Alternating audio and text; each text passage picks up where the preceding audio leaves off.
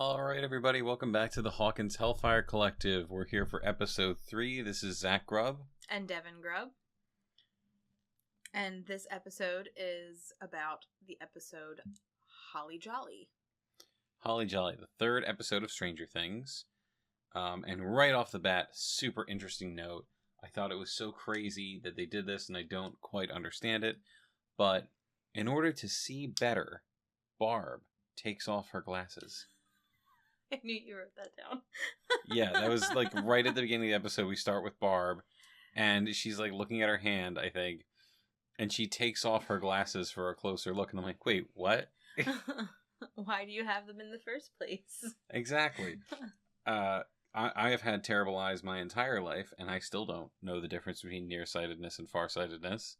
It's just blindness. Yeah, we're both just blind. So I'm going to talk a little about the Demogorgon and Barb. Do you have anything before that? No, I mean, no. I think we both started with like Barb being taken to the upside down, but you dove a little bit deeper, so you can kick us off. Yeah. So I guess the big thing I was really confused about was, well, the glasses thing. Clearly, it doesn't make any sense. Anyway. The Demogorgon is crazy strong, and Barb is able to actually like hold it off. Like it grabs her and pulls her down, and like she holds on for dear life, and it actually has to like rip her down into the pool. And while I was watching it, I was thinking like, there's not a whole lot of consistency early on with how strong the monsters are. You know what I mean? Yeah. And that's okay. This is not a complaint. This is just an observation. I'm going to stop you right there and just make a side note.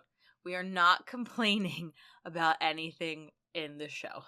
We are just making notes and observations. I feel like I need to make it clear. We are huge fans of the show. We're just taking notes and theorizing and making our own observations and things. So we are not bashing the show in any way. We are just stating our opinions. That's very well put, eloquent. I think it gets the point across really well that when it comes right down to it, we are fans. With that said, how does the Demogorgon get from the pool to the tree portal, back to Will's house, and back to the... This doesn't make any sense. No, No, but it's true. Like, unless there's multiples. Yeah, unless there's multiple portals. But I think later on we find out that the only portal is the one that was in the tree. I meant multiple... multiple Demogorgons? Yeah. Not in season 1. No, I know. But yeah, we find out that there's the portal in the tree. I think Nancy finds it, and they get to the upside down. Yeah, we haven't gotten there yet, but we do know that that's how the Demogorgon is getting back and forth. So it travels through the portal in the tree. Why did it grab Barb, drag her to the portal in the tree, and then drag her back to the pool in the upside down? Yeah. Unless I'm missing something. Yeah, unless there's a missing link somewhere. Yeah, it seems very weird that Barb would wake up in the pool in the upside down. Like, did the Demogorgon just decide that that's where it wanted to do its thing? Like, it pulled her from the pool in the real world, through the portal, and back to the pool, thinking, this is going to mess her up real good. She's not going to know what's going on. That's a little bit too much foresight for a Demogorgon, in my opinion. I don't know, maybe there's time lapse somewhere or something. I don't know. That we don't know of. I did think, though, if this is all connected, here's a pretty good cop-out for that. Vecna is obsessed with spiders and toying with his prey. If Vecna's controlling the Demogorgon, it would actually make sense that it would screw with Barb like that. That does make sense. Yeah. So maybe that is a bigger picture thing that we didn't think of when we were. You're welcome, Duffers. You are welcome. And while all of this is happening, Nancy and Steve are getting it on. Good for them. That's literally what I wrote. Yeah. Good for them. That's a good time for both. For all. Good times. As long as they're both happy about it.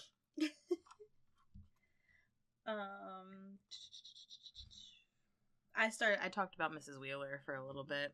I don't know where that came into play, but I just said that she's a really, like, she's an A+ mom this season. Like, she's really trying to be involved in her kids' lives, and she wants to know, like, that they're okay, and I wish she got more screen time like this.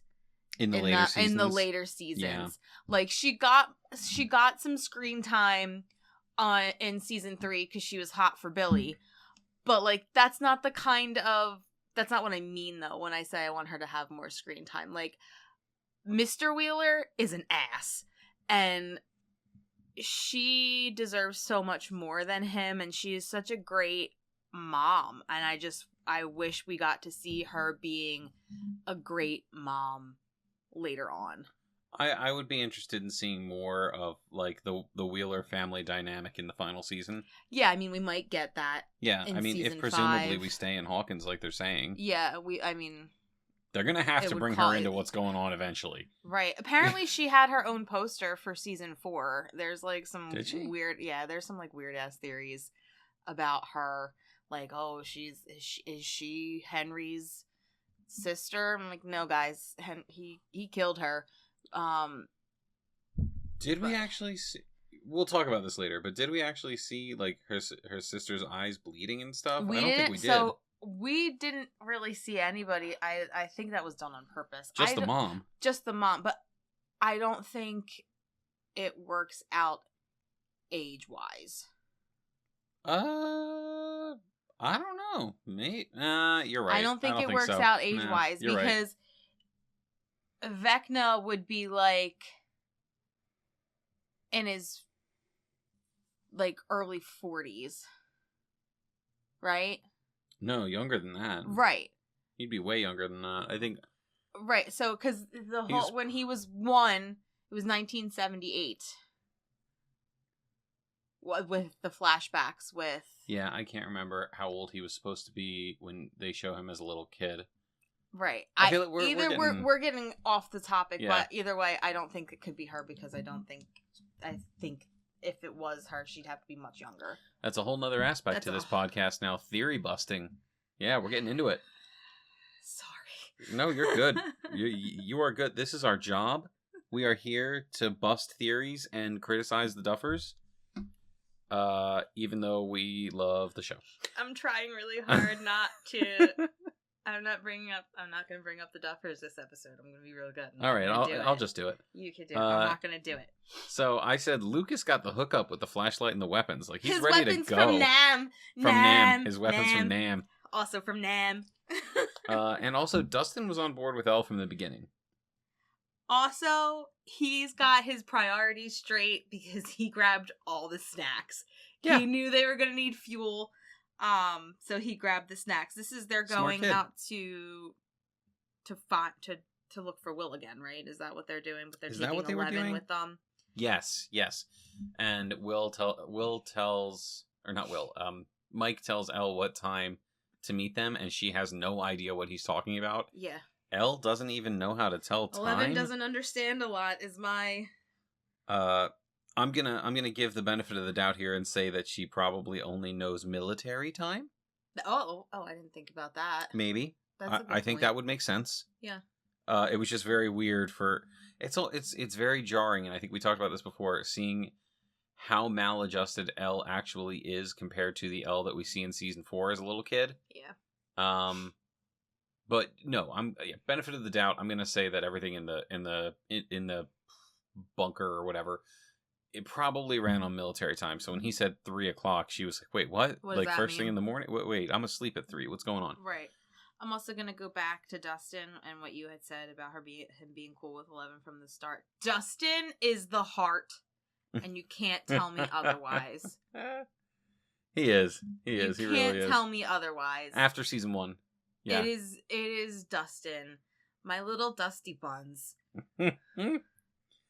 Also, 11 never really uses her powers for anything but pushing.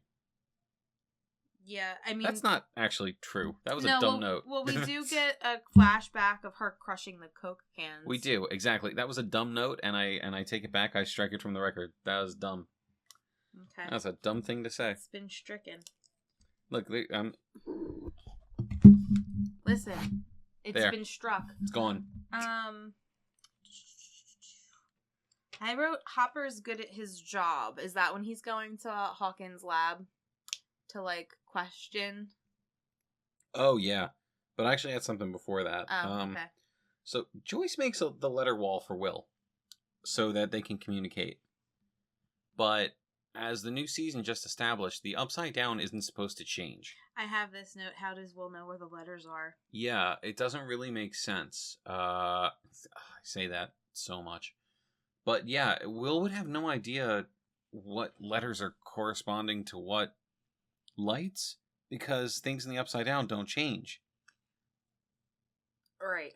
Because I was going to say, we don't see the buyer's house in the Upside Down ever, so maybe it did, but it's not supposed to. Right, it's not supposed to, because, you go forward to season 4, and you go to the Wheeler's house, and Nancy's like, this is my house in 1983. Right, the Upside Down is like stuck in time. It's like stuck in time the day that Will went missing, so it wouldn't make sense for the letters to appear on the wall in the Upside Down. Right, it shouldn't be possible. Unless, like... But, like, here's the thing. I could think around that by saying maybe Joyce was telling Will to write the letters where she was writing the letters, or, like, they were trying to communicate that way, but, like, even then, he can't communicate back to her, so... Right. It doesn't work, like... No, I don't... Yeah, I don't know how that would be. How he would know. Unless there's some kind of twist coming about how things were changing while Will was there. And after he escaped, that's... But no, that wouldn't make sense, because Why? Nancy's diary would have been... I would have had an entry up to the day when he gets out. When he gets out, right? And it's not the last entry in her diary is the day that he goes missing. I'm trying real hard for you guys. I'm trying to fix the loophole. Oy.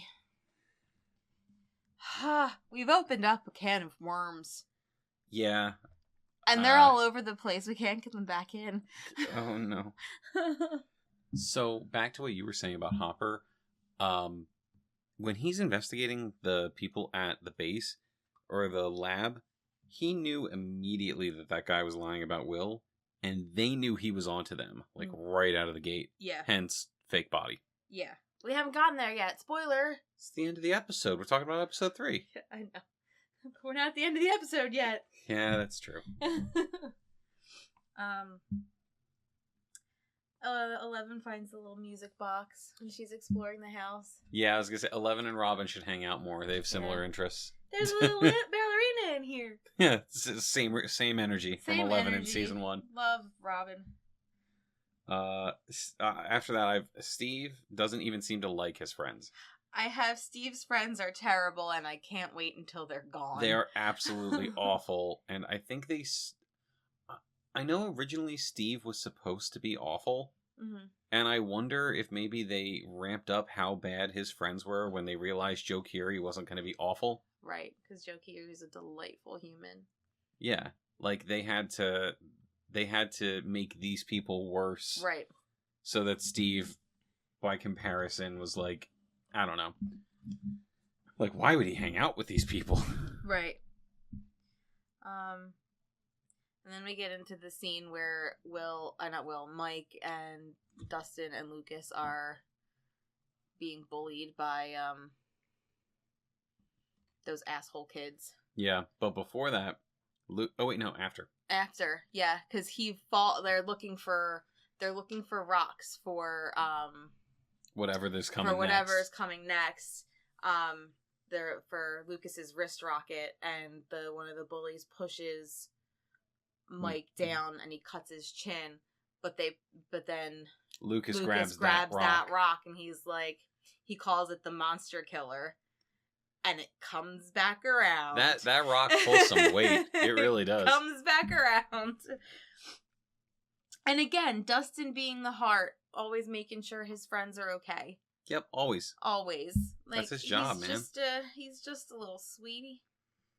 So I forgot that the Hawkins Library actually made an appearance in season 1. Yeah, Hopper was a Little playboy. Yeah. Yeah, he was. Sleeping with the librarian. Mm-hmm. And the other cop is like, the librarian. Right. And Hopper's like, I don't give a f- Right, I don't care.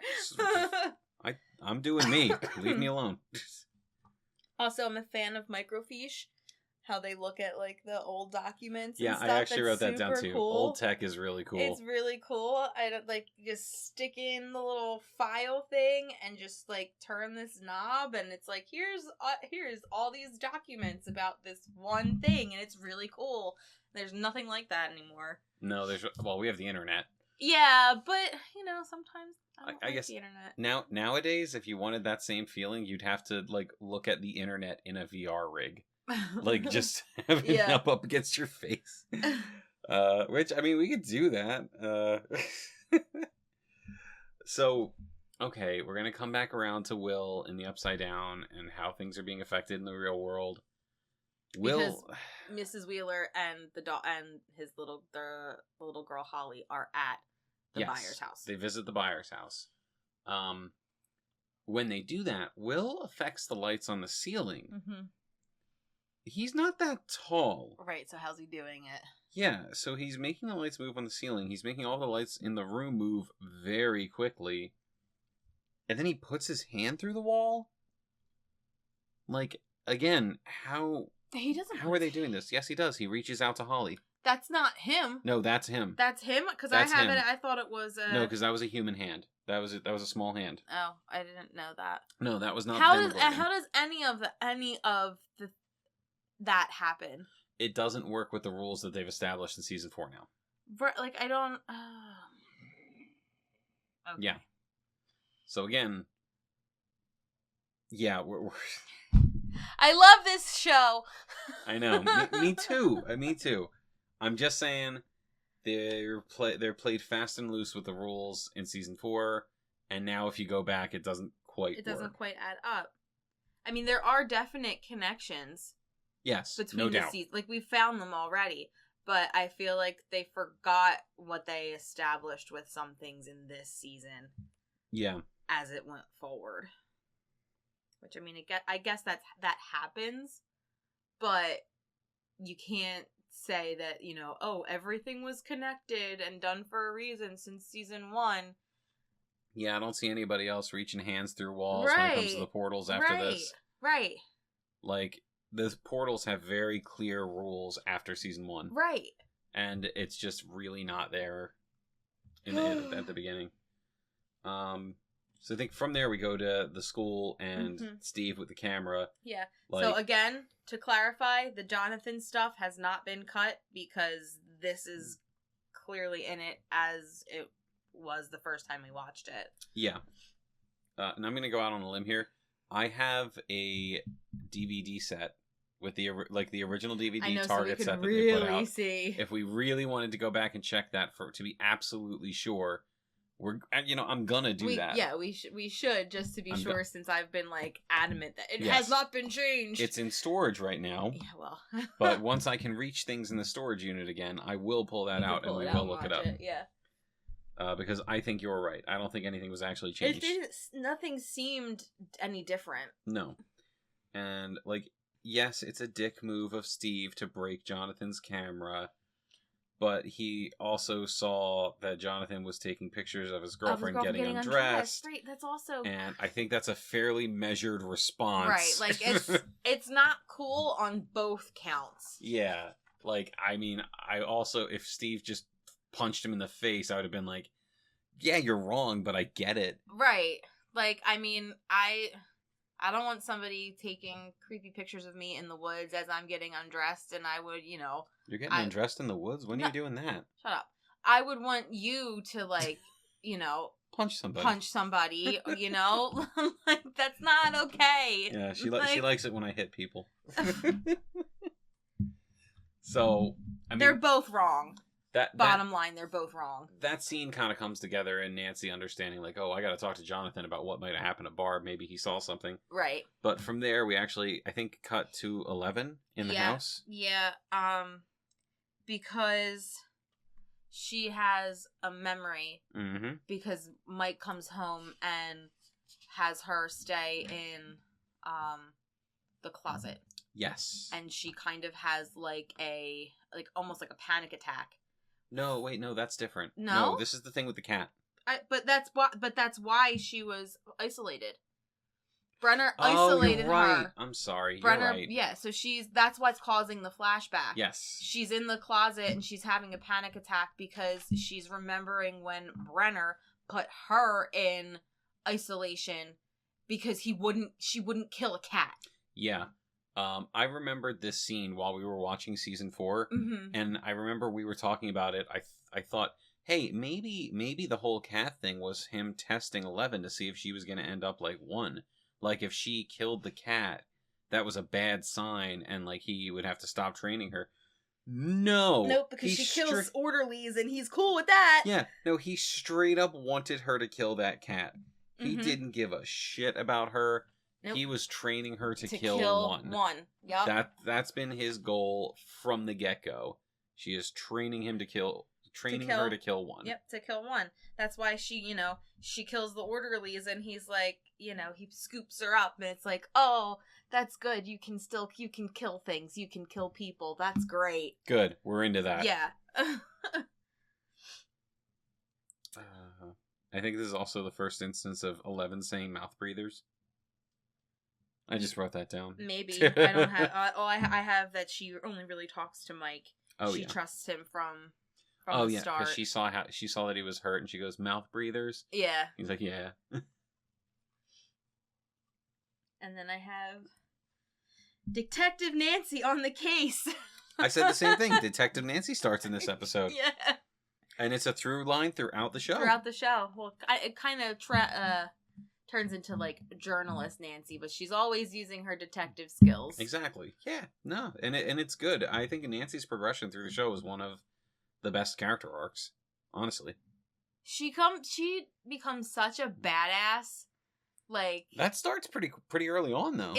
But I mean, okay, but she goes from a baseball bat to a sawed-off shotgun. Yeah. Like, yep. That's a glow up. Like, her face, skipping ahead to season 4, her face when she is firing those shots, it's like, damn, girl. Get it? You came a long way from being scared of the Demogorgon and like swinging a baseball bat at it. Right. That said, though, the Demogorgon just kind of lets Nancy go. Like, she can hear it. Right. She goes back to the pool and she can kind of sees it. Yeah. And it just lets her go. Because that's when she goes and talks to Jonathan. Right. About his pictures. So like, I don't get. Why did it just let her go? Right. Like, I don't know. It hasn't let anybody else go. Exactly. It's snatching people up. It's climbing in your windows. It's snatching your people up. Yo, we're old. I was just going to say, we just aged That's ourselves. That's an old-ass meme. Okay. But yeah, the Demogorgon just lets her go, and that's super weird, and I don't really get why, but whatever. That's not important. Well, she's not... So it goes after Barb because Barb was bleeding. We're still not 100... Well, because Will wasn't bleeding. Well, that's what I was going to say. We're still not 100% sure as to why it was going after Will. It just was. Like, it needed people. Because it was like... I mean, this gets way late into the show, but, like, it's using people to make more. Isn't it? That's why Will coughs up the slug. Oh. Yeah. I guess. They're like cocooned. It's like alien. Yeah. Yeah. Because, I mean, alien. When he's got that thing, like, in his throat when they find him, Barb had had that too. Yeah. Didn't she? Yeah. Yeah. Dead Barb. Oh, R.I.P. R.I.P. Barb.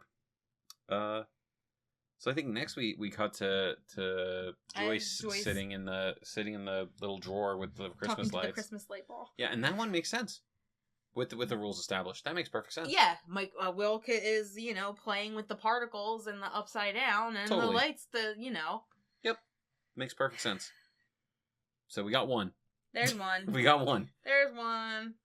But I did think, why did we have to wait until season 4 to learn how the lights work? Like, Will just never told anyone how he was communicating with people in the Upside Down.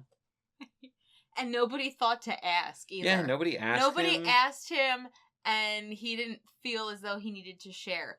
Although, I will say, I don't think, after he got saved from the Upside Down that he thought he was going to have to deal with it again. No, but I don't think anybody did. We all understand who Dustin is as a person, and there's no way that he would have let that door of curiosity be closed. Exactly. It's crazy. And if Dustin knew, Steve would have known.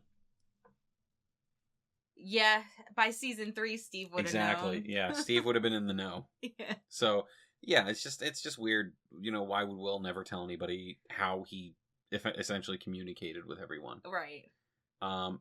More questions. There's no portal in Will's house. How does the Demogorgon bust through the wall? How does it come through the wall? Right. What?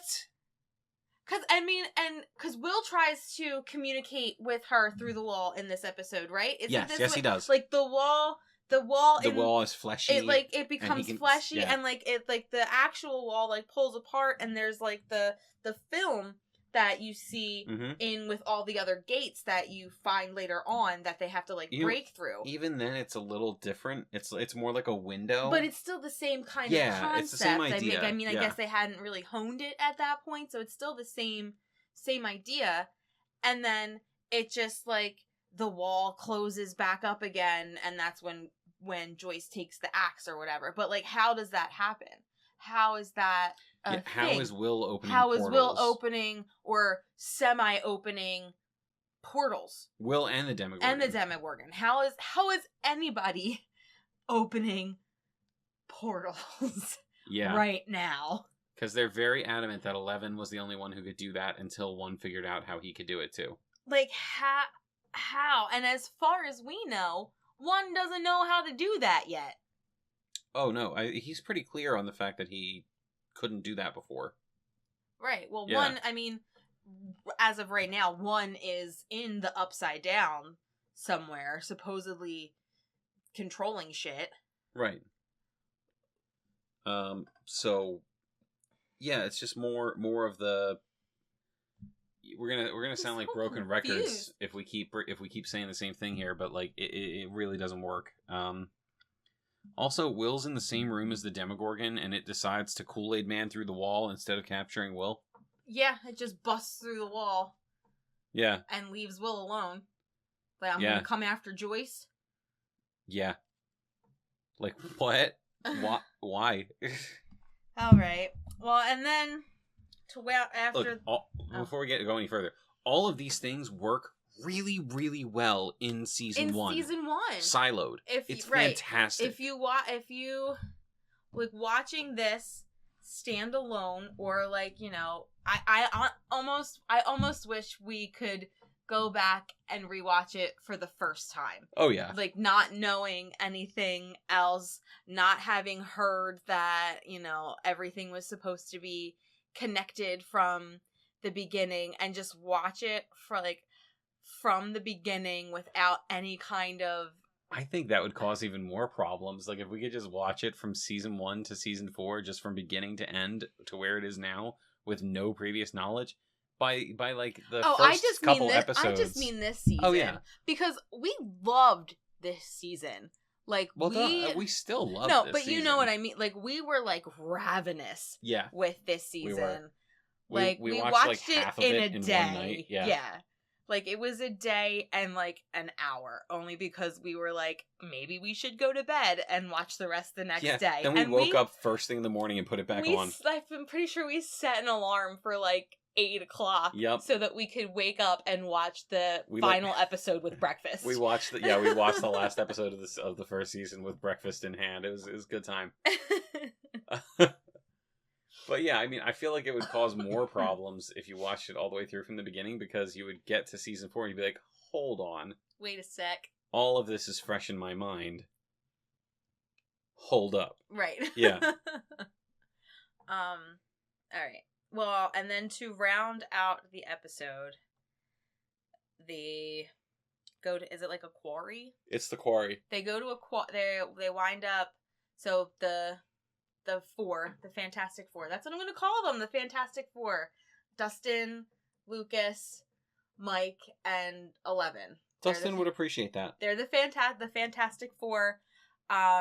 Follows like these ambulance and police cars and everything to a quarry where they pull out a body that is supposed to be Will.